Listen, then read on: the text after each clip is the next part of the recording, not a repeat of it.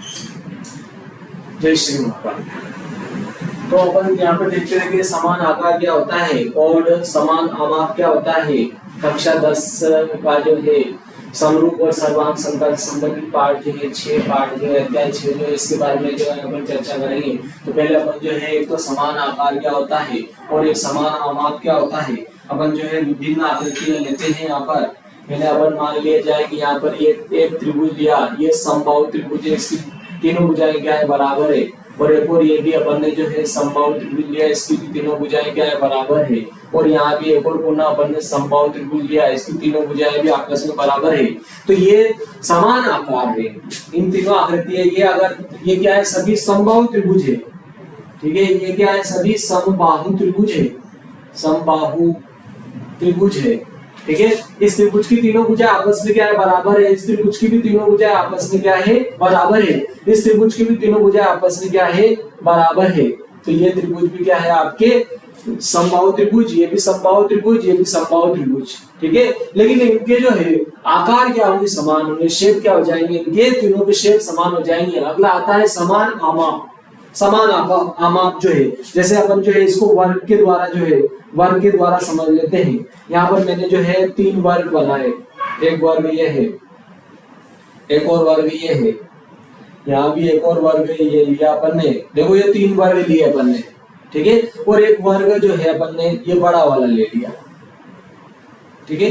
ये तीन वर्ग एक जैसे बिल्कुल, इसकी तीनों भुजाएं भी आपस में क्या है बराबर है, चारों भुजाएं। और इसकी चारों भुजाएं भी आपस में क्या है बराबर है। और इसकी चारों भुजाएं भी आपस में क्या है बराबर है, ठीक है। लेकिन इसकी चारों भुजाएं क्या है आपस में तो बराबर है, लेकिन इनसे अलग है।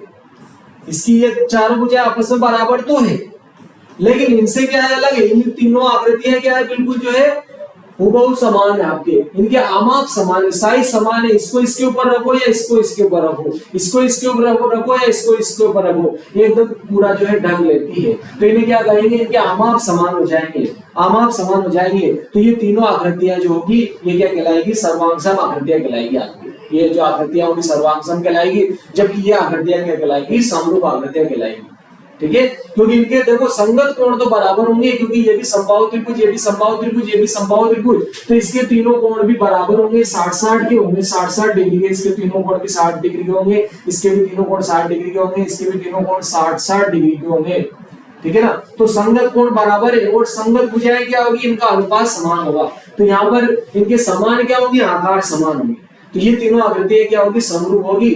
जबकि ये तीनों आकृतियां जो है ये क्या कहलाएगी, सर्वांगसम। और ये समरूप तो होगी सही, समरूप तो होगी सही। इनके भी संगत भुजाएं बराबर होगी। देखो ये भुजा, ये भुजा, ये भुजा बराबर है, ये भुजा, ये भुजा, ये भुजा, ये भुजा, ये तीनों भुजाएं बराबर है। नीचे की तीनों भुजाएं क्या है आपस में बराबर है, मतलब सभी कोण भी बराबर है और सभी संगत भुजाएं भी क्या है बराबर है। तो ये आकृतियां क्या हो जाएगी आपके सर्वांगसम, अगर अर्थात इनके आमाप समान है तो, ठीक है। तो अपन जो है पहला पार्ट जो है अध्याय पहला जो है रिक्त स्थान और सही विकल्प है, इसमें जो है अपन इनको चेक करते हैं।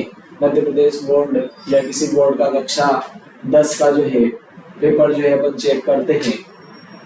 तो यहाँ पर देखो पहला जो है आपके प्रश्न 6.1 का पहला प्रश्न जो है क्या है, सभी व्रत होते हैं। तो देखो सभी व्रत जो है अपन व्रत लेंगे विभिन्न प्रकार के, सभी व्रत लेंगे।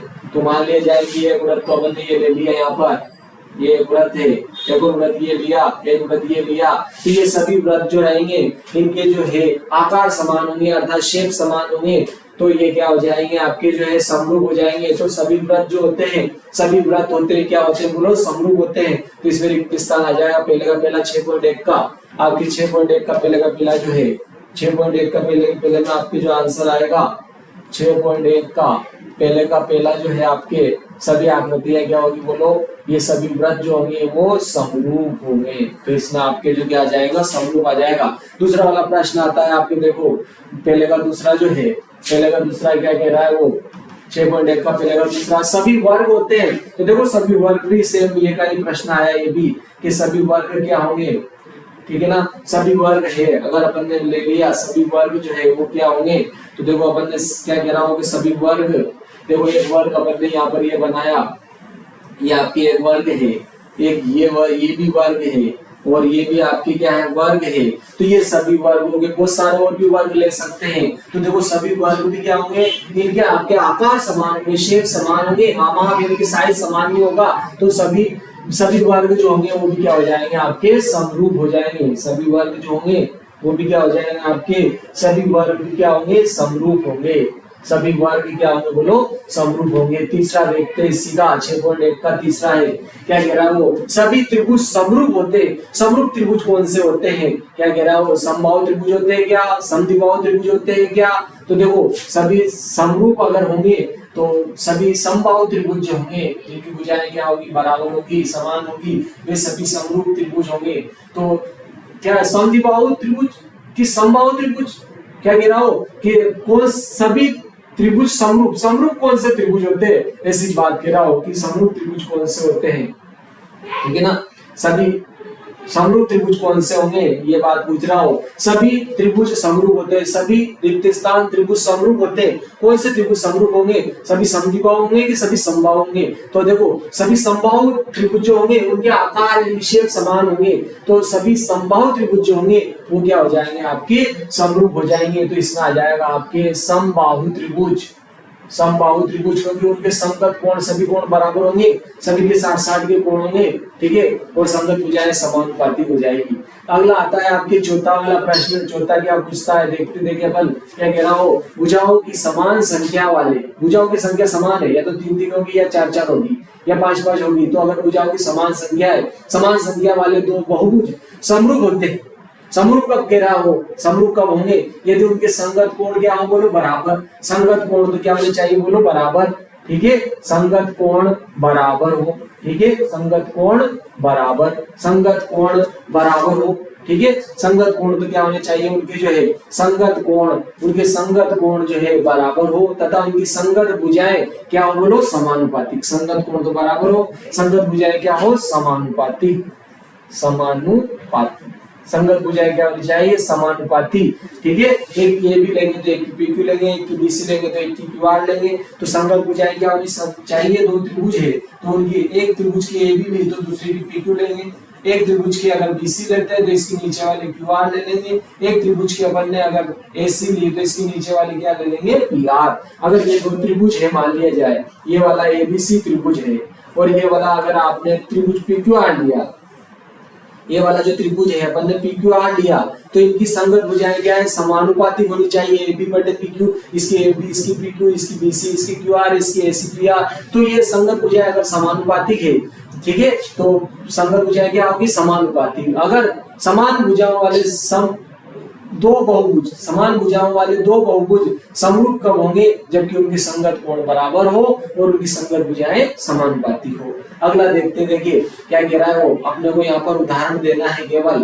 क्या कह रहा हो कि निम्नलिखित युग्मों के दो भिन्न भिन्न उदाहरण देना, अलग अलग उदाहरण देना है। समरूप आकृतियां, ऐसी आकृतियां जो समरूप होती है तो उनका जो है उदाहरण देना है। तो देखो दूसरे का पहला, समरूप आकृतियों के दो भिन्न भिन्न उदाहरण देना, अलग अलग। तो देखो समरूप आकृतियां, एक तो हो जाएगा सभी वृत्त, ठीक है, सभी वृत्त जो होंगे वो क्या होंगे, समरूप सभी वृत्त। दूसरा उदाहरण दे देते हैं, दो भिन्न भिन्न उदाहरण की रही थी अपने को इसने दो भिन्न भिन्न उदाहरण देना। तो देखो सभी वर्ग हो जाएंगे या सभी समबाहु त्रिभुज, ठीक है, सभी समबाहु त्रिभुज, समबाहु त्रिभुज, सभी समबाहु त्रिभुज या सभी वर्ग भी लिख सकते हो आप, ठीक है। तीन पूछता मान लो तो अपन क्या आ जाएगा, सभी वर्ग। सभी वर्ग भी क्या होंगे, समरूप होंगे, ठीक है, समरूप आकृतियां होगी। सभी वर्ग भी आपस में क्या होंगे, समरूप आकृतियां होंगी, ठीक है। तो सभी वृत्त, सभी समबाहु त्रिभुज, सभी वर्ग, ये क्या हो जाएगा, आपके दो भिन्न भिन्न उदाहरण देना है समरूप आकृतियों के। तो सभी वृत्त हो जाएंगे आपके समरूप आकृतियां हो जाएगी, सभी समबाहु त्रिभुज की क्या हो जाएगी, बोलो समरूप आकृतियां हो जाएगी, सभी वर्ग की क्या हो जाएगी, समरूप आकृतियां हो जाएगी। तो ऐसी आकृतियां जो समरूप नहीं है उनको उदाहरण देना है। तो देखो सभी वृत्त और सभी समबाहु त्रिभुज या सभी वृत्त और सभी त्रिभुज भी लिख सकते हैं, वो भी कभी क्या होंगे, समरूप जो है नहीं होंगे। तो दूसरे का उदाहरण देते हैं, दूसरे का आपके दूसरा लेते हैं, ठीक है। ये पहले के तीन उदाहरण थे, दूसरे के अपन उदाहरण लेते हैं यहाँ पर। ठीक है, ये तो आपके पहले के उदाहरण 3 दिए थे अपन ने, ए बी और सी, 3 उदाहरण दे दिए थे। अब अपन दूसरे के जो है उदाहरण देते हैं। अपने को क्या कह रहा है वो कि ऐसी आकृतियां जो समरूप नहीं है, तो देखो व्रत और वर्ग, सभी व्रत व सभी वर्ग भी ले सकते हो। ठीक है, आप जो है त्रिभुज, सभी त्रिभुज